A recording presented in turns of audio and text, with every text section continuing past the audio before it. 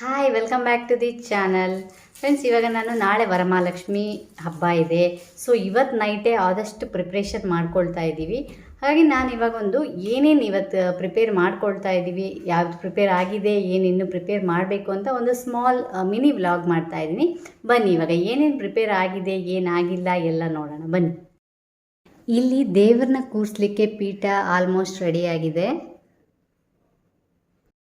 ಹಾಗೆ ಇನ್ನು ಪೂಜೆಗೆ ಬೇಕಾಗಿರೋ ಪಾತ್ರೆ ಸಾಮಾನು ಎಲ್ಲ ಕಳಶಕ್ಕೆ ಏನೇನು ಬೇಕು ಅದನ್ನೆಲ್ಲ ತೊಳೆದು ಆಲ್ರೆಡಿ ನೀಟಾಗಿ ರೆಡಿ ಮಾಡಿಟ್ಟಾಗಿದೆ. ಇದು ಡೆಕೋರೇಷನ್ಗೆ ಅಂತ ಇನ್ನೂ ಸ್ಕ್ರೀನ್ ಮೇಲೆ ಹಾಕಬೇಕು, ತಂದು ರೆಡಿ ಮಾಡಿ ಇಟ್ಟಿದ್ದೀವಿ, ಇನ್ನೂ ಹಾಕಲಿಲ್ಲ, ಇವಾಗ ಹಾಕಬೇಕು.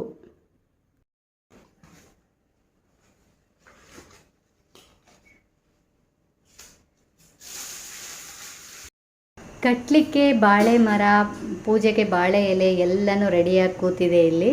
ಇನ್ನು ಮುಖವಾಡ ಕೂಡ ಎಲ್ಲ ಅಲಂಕಾರ ಎಲ್ಲ ಆಗಿ ರೆಡಿಯಾಗಿದೆ. ಸೀರೆ ಕೂಡ ಅಷ್ಟೇ, ಅದನ್ನು ನೆರಿಗೆ ತೆಗೆದು ರೆಡಿಯಾಗಿದೆ, ನಿಮಗೆ ತೋರಿಸ್ತೀನಿ ಬನ್ನಿ. ಸೀರೆ ಕೂಡ ರೆಡಿಯಾಗಿದೆ. ನಮ್ಮ ಶ್ರೀಜನಿ ಅವರು ಸೀರೆ ಇಟ್ಕೊಂಡು ನಿಂತಿದ್ದಾರೆ. ಇಲ್ಲಿ ನಮ್ಮ ಶ್ರೀಜನಿ ಪುಟಾಣಿ ನಾಳೆ ಅರಿಶಿನ ಕುಂಕುಮ ಕೊಡಲಿಕ್ಕೆ ಏನು ಬೇಕು ಎಲ್ಲ ತಯಾರಿ ಮಾಡ್ತಾ ಇದ್ದಾರೆ. ಬ್ಯಾಗಿಗೆಲ್ಲ ಹಾಕಿಬಿಟ್ಟು ಎಲ್ಲ ರೆಡಿ ಮಾಡ್ತಾ ಇದ್ದಾರೆ.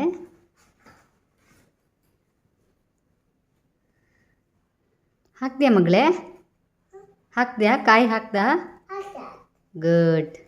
ಇವಳಿಗೆ ಕೆಲಸ ಕೊಟ್ಟಿದ್ರೆ ಇನ್ನು ನಮ್ಮ ಕೆಲಸ ನಡೆಯಲ್ಲ, ಅದಕ್ಕೋಸ್ಕರ ಕೂರಿಸ್ಬಿಟ್ಟು ಒಂದು ಸಣ್ಣ ಕೆಲಸ ಕೊಟ್ಟಿದ್ದೀನಿ. ಇನ್ನು ಹೂವೆಲ್ಲ ಬಂದು ಫ್ರಿಡ್ಜ್ ಸೇರಿದೆ.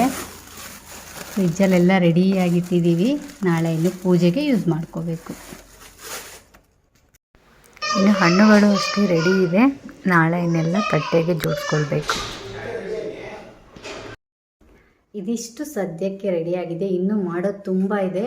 ಇನ್ನು ನೀರು ಎಲ್ಲ ಹಾಕಬೇಕು, ರಂಗೋಲಿ ಎಲ್ಲ ಬೆಳಗ್ಗೆ ಹಾಕಬೇಕು, ಇನ್ನೂ ರೆಡಿ ಮಾಡ್ಕೊಳ್ಳೋದು ತುಂಬ ಇದೆ.